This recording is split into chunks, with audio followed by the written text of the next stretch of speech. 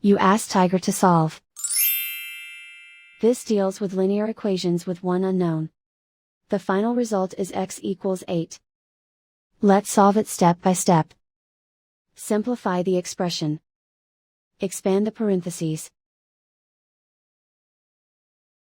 Simplify the arithmetic. Group all constants on the right side of the equation. Add 2 to both sides.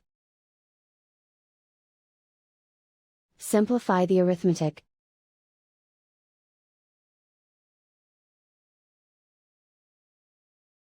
Isolate the x. Divide both sides by 2. Simplify the fraction. Find the greatest common factor of the numerator and denominator.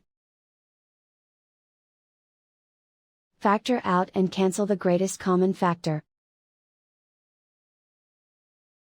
And so the final result is x equals 8.